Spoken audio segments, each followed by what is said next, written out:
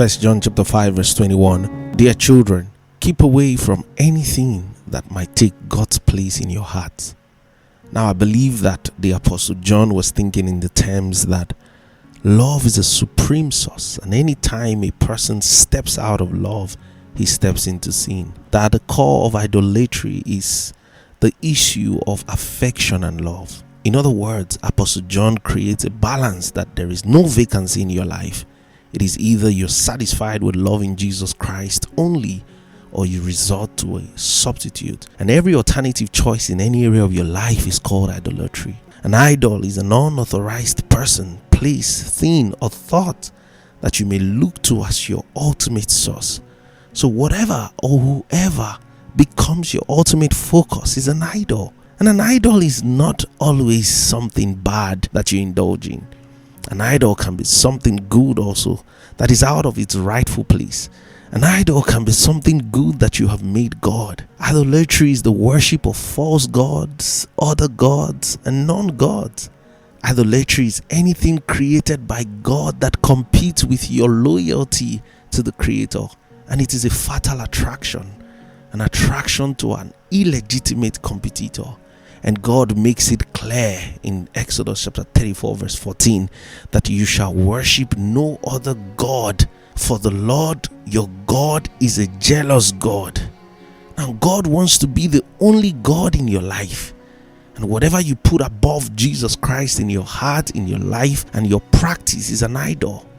And guess what? Modern day idolatry is not necessarily bowing before graven images. It's basically taking things that are not necessarily bad in themselves, but putting them above Jesus Christ.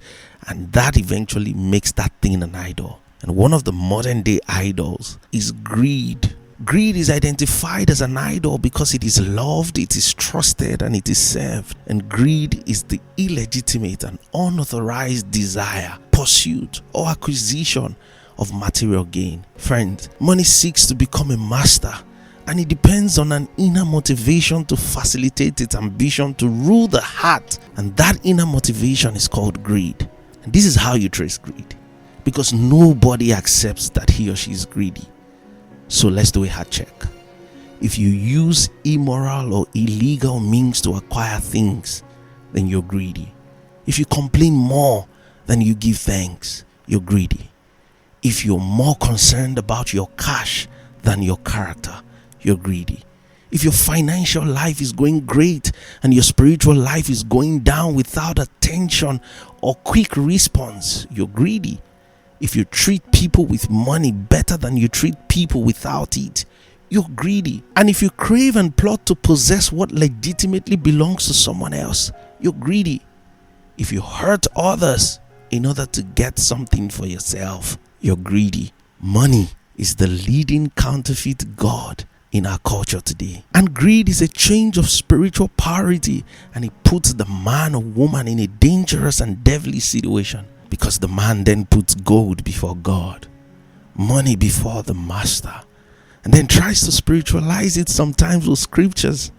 I wish above all things that you prosper in your body as your soul prospers. God is not against your prosperity. God doesn't just want you to prosper without Him. Friends, remember, God is not stopping you from having things.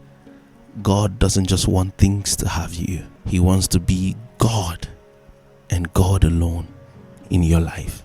Have a blessed day, friends. All I once held dear, build my life upon all this world reveals, and was to own all I once thought gain. I have counted loss, spent and worthless now, compared